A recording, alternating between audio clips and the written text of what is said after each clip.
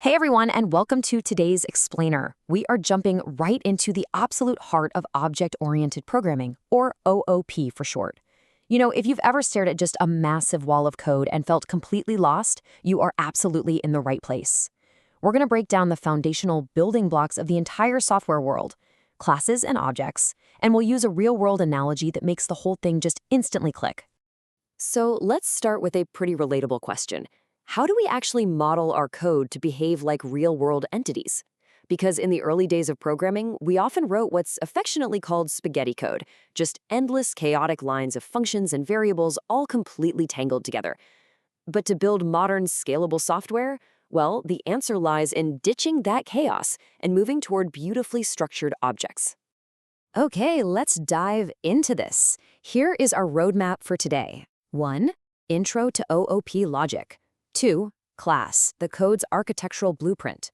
3. Object, the reality from the blueprint. 4. Differences, class versus object. And 5. Exam time, example questions. Part 1. Intro to OOP logic. So, why did the entire software industry practically universally adopt this approach? Well, the fundamental logic of OOP is all about solving the headache of messy, unmaintainable code. Instead of having your data just floating around separately from the functions that use it, OOP actually groups related data and behaviors together into unified entities. We call these entities objects. By mapping real-world concepts directly into our code, our software becomes infinitely more logical, manageable, and honestly, a lot more scalable. Section 2. Class, the code's architectural blueprint. Now, what's really interesting about this slide is the core concept of a class, because before we can actually have an object, we need a plan, right? Enter the class. To really grasp this, I want you to imagine a large-scale car factory. A class is purely conceptual.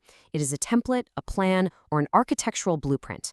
If we're standing in our car factory, the class is literally the paper schematic sitting on the engineer's desk. It tells us exactly what a car should have, but it is not a physical car. You definitely cannot drive a blueprint. When you look at that blueprint, you're going to see two main components. First up, the attributes. Think of these as your nouns or adjectives, the defining characteristics. For a car, its attributes would be things like its color, its model, or its brand. Second, we have methods. Think of these as your verbs or actions, what the car can actually do. Methods would be actions like accelerate, brake, or start the engine. The class clearly defines all of these, keeping the attributes and the methods neatly packaged together. Section 3. Object, the reality from the blueprint. All right, shifting our focus from the abstract plan to the concrete reality. An object is the physical instance produced directly from the class blueprint. If the class was the paper schematic on the desk, the object is the actual heavy steel and glass car that you can open the door to, sit inside, and actually drive away in. You might just have one single blueprint, but you can use it to manufacture thousands of totally distinct objects on the assembly line. Let's move to and see how this builds chronologically in your code. To bring an object to life, which is a process we call instantiation, we follow 3 basic steps. 1. We define the blueprint, or class. 2. The moment we tell the code to make the object, a special constructor method called __init is triggered automatically, assigning those starting attributes. And 3. We assign this newly birthed instance to a variable, like say car1, so we can actually interact with it. Section 4. Differences, class versus object. To really cement this visual analogy before we test your knowledge, let's look at them side by side. The contrast here is stark, and honestly, this is the most important takeaway of this whole explainer. On the left, the class. It's completely abstract. It just outlines that a brand will exist. On the right, the object. It is physical and concrete. It holds the actual concrete value. For example, the brand is specifically Toyota or BMW. The class says, I need a color. The object says, I am red. Section 5. Exam time, example questions. All right, I really hope you've been taking notes. Let's build up the energy here because it is time for a rapid-fire professor's exam to prep you for your academic tests or technical interviews. Question number 1. You're sitting in the exam hall and you see this. What exactly is the purpose of the __init function in Python?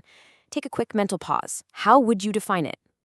So the crucial point is that init acts as the constructor. It's the initial spark. It gets triggered automatically the exact second an object is created. Its primary job is to assign the starting values to the object's attributes. Without it, your object would be born completely blank. It literally breathes life and data right into your new instance. Moving on to Professor's question number 2. Let's say we instantiate car 1 and car 2 from the exact same car class. They come from the exact same factory. How are their attributes managed if we try to change one of them? Well, here is the solution. They are entirely separate, totally independent instances. If you decide to update the brand attribute of car 1, or hey, maybe paint car 1 a completely different color, it will absolutely not change the attributes of car 2.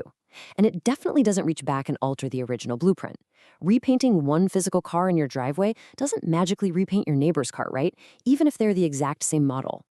Let's round out our exam prep with a slightly more advanced concept. Question 3.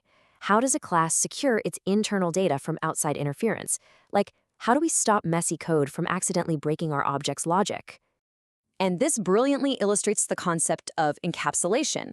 Encapsulation is an OOP principle that restricts direct, unauthorized access to an object's internal data.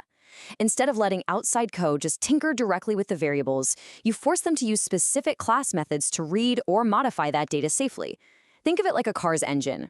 You don't pop the hood and grab the pistons directly to make the car go faster. You use the gas pedal, the designated method, to safely interact with the engine while you're driving. You totally aced the exam. We've demystified classes, objects, and the incredibly powerful logic behind OOP. So I'll leave you with this provocative question to ponder. How are you going to apply this blueprint logic to structure your next big coding project? Stop writing spaghetti code, start thinking in objects, and just watch your software become infinitely more powerful. Thanks so much for joining me on this explainer, and keep building.